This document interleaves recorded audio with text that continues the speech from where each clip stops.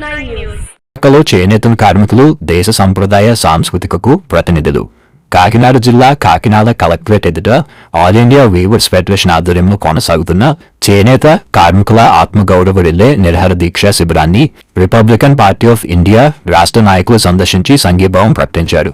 ఈ సందర్భంగా పార్టీ రాష్ట్ర అధ్యక్షులు డాక్టర్ పిట్టా వరప్రసాద్, రాష్ట్ర ఉపాధ్యక్షులు కడలి సత్యమూర్తి, రాష్ట్ర IT cell in-charge D Manikanta, యువజన సంఘం అధ్యక్షుడు సాయిడన్ తదితరులు దీక్షా శిబిరాన్ని సందర్శించి చేనేత కార్మికులతో మాట్లాడి వారి సమస్యలను తెలుసుకున్నారు.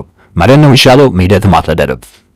నాయకులందరికీ ముందుగా జై భీమ్, జై భీమ్.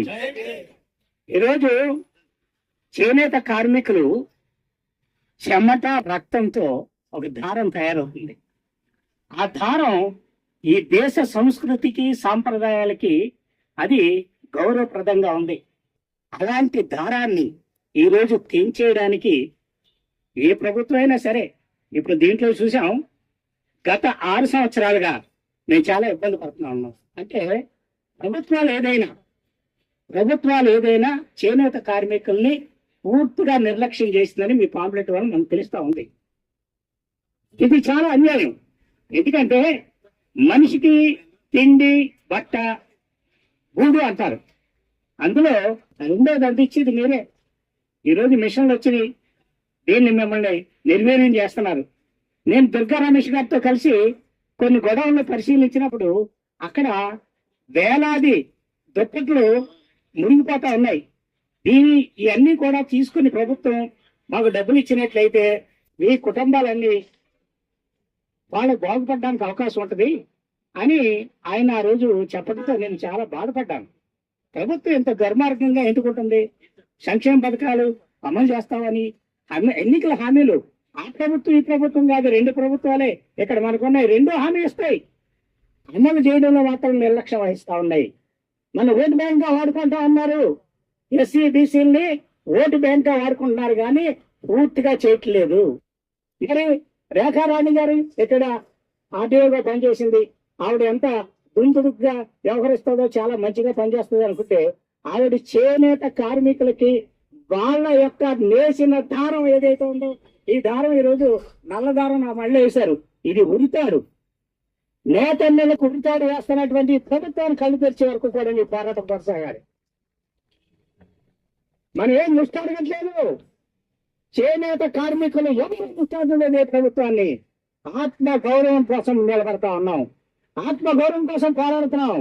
మేము కష్టపడ్డాం, మా డబ్బు అంతా మీ దగ్గర ఉంది, మేము సంపాదించిన డబ్బు మీ దగ్గర ఖజానాలో ఉంది, విడుదల చెయ్యండి అని అడుగుతున్నాం. కొత్తగా ఏమన్నా అడగలే. ఇచ్చిన డబ్బు ఇస్తే ఆ డబ్బులతో మళ్ళీ వడ్డీలు కట్టుకుని మళ్ళీ చేనేత ప్రారంభించడానికి అవకాశం ఉంటుంది అని అడుగుతున్నాం. అది కాదు, దానికంటే మెరుగ్గా మేము వస్తాం అని చెప్పారు. 25,000 రూపాయలు కుటుంబానికి ఇస్తానన్నారు. 25 రూపాయలు కూడా ఇవ్వలేదు. ఎంత దుర్మార్గం అది! హామీలు, ఇలాంటి హామీలు ఇచ్చే నాయకులు మనం ఏ విధంగా అర్థం చేసుకోవాలి?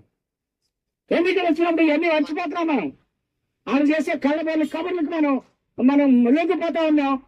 మళ్ళీ ఊరేస్తా ఉన్నారు. ఇప్పటి నుంచే జరగట్లేదు, ఎప్పటి నుంచో చేనేత కార్మికులకు అన్యాయం జరుగుతూనే ఉంది.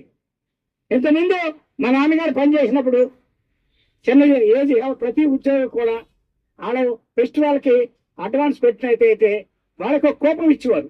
మీరు కంపల్సరిగా ఈ కూపన్ పట్టుకెళ్ళి చేనేత వస్త్రాలు కొనాలని. మనకి అది ఆ విషయం బట్టి ఉంటేనే లోన్ ఇచ్చేవారు, లేకపోతే ఇచ్చేవారు కాదు.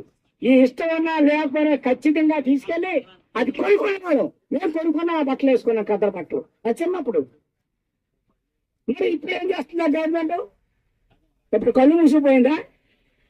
ఏ విధంగా మీకు ప్రోత్సాహం ఇస్తామని చెప్తున్నది ఇదంతా కళ్ళబొల్లి మాటలు తప్పించి ఏమీ కాదు. మీరు అనుకున్న డిమాండ్స్ ఏదైతే ఉన్నాయో ఇప్పుడు 8 డిమాండ్స్ పూర్తిగా పెట్టారు.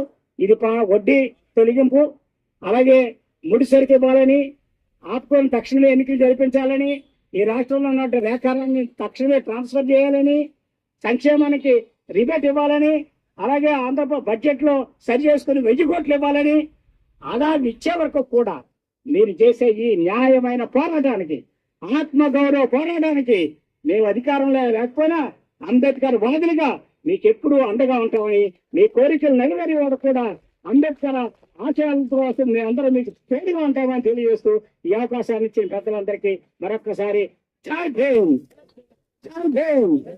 వర్ధిల్లాలి భారత రాజ్యాంగం, వర్ధిల్లాలి భారత రాజ్యాంగం.